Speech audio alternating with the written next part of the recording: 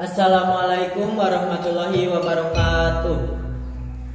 Tepangkeun wastapun Yudi Permana, simkuring kelas 10 IPS 2. Simkuring bade nepikeun hiji dongeng anu judulna Sasakala Gunung Tampomas.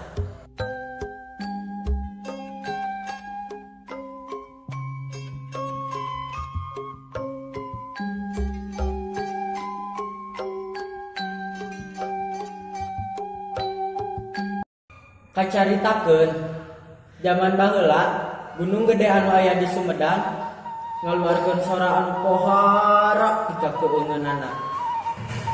Tina puncakna oge ngaluarkeun haseub campur lebu anu hurum. Ieu gunung teh kawas-kawas arek bitu.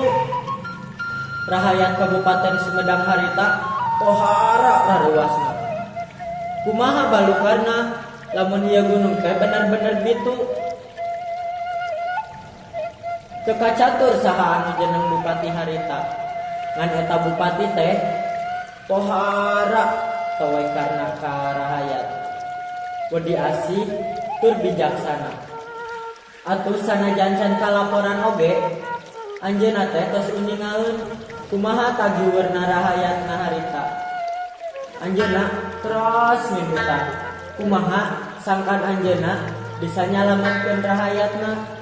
Ku pangjurung kanyaahna teh anjeunna teras nepi di hiji kamar. Sejamu jasmedi nedak pituduh ti para dewa. Susuganan ku jalan kitu anjeunna tiasa mangadep ka yang tunggal.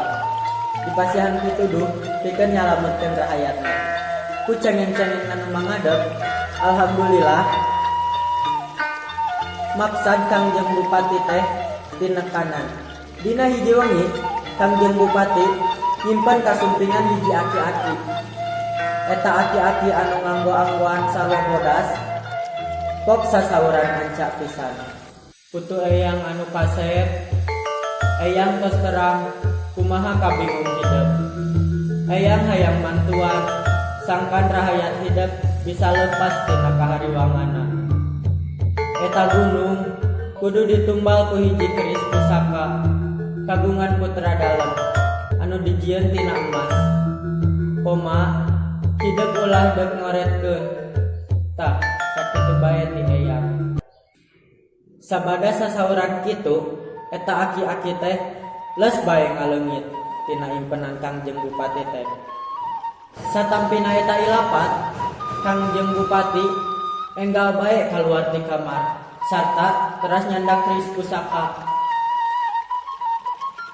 Enggal anjeunna lumpat ngajugjug ka puncak gunung gede rurusuhan. Sabab manehna kasieun eta gunung kaburu bitu manteng. Najan rahayat bingung nyaksian eta Kangjeng Bupati anu rurusuhan ka puncak gunung, maranehna henteu taregaeun ngarantep. Reung bae naluturkeun eta rahayat teh. Sadugina ka puncak gunung gede, Kangjeng Bupati teu talangke. Ngan lumbae eta keris teh dialungkeun ka kawahna. Rahayat anu tadi naluturkeun teh ngan bati coloho. Sabab eta keris teh estu kageget pisan Kangjeng Bupati. Barang eta keris geus dikanakawahkeun, jep saharita sora anu ngaguruh teh ngadadak jempe. Lini anu geus lila karasa harita mah teu karasana naon. Sabada leungit kagetna timbul kabungah ti rahayat teh. Gerbae sorak bakat ku arato sarta tuluy samujud ka Kangjeng Bupati. Tanda nganuhunkeun.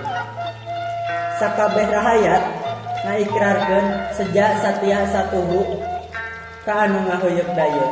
Eta maksad kasatiaan rahayat teh ku Kangjeng Bupati ditampi kalayan dareudak bakat ku bingah. Bingah manahna lantaran bisa nyalametkeun rahayatna. Tah nyati harita pisan eta gunung teh katelah Gunung Tampa Emas nu akhirna robah jadi Gunung Tampomas. Ayeuna mah teu pikasieun, malah mun parang poe prema sok rajeun di jarum juga nepi ka puncakna. Kitu saweuna pamirsa sasakala gunung Tampomas teh. Mung sakieu nu tiasa ditepikeun ku simkuring, hapunten bilih aya kalepatan tina kecakatan api basa. Hatur nuhun dina perhatosanana. Wassalamualaikum warahmatullahi wabarakatuh.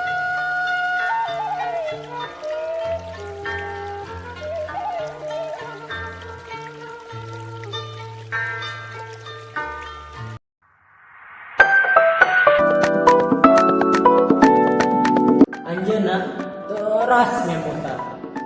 Anjeunna teras nyemutan. Anjeunna tiasa mangadep ka yang tunggal. Mun parang poe parema sok rajeng.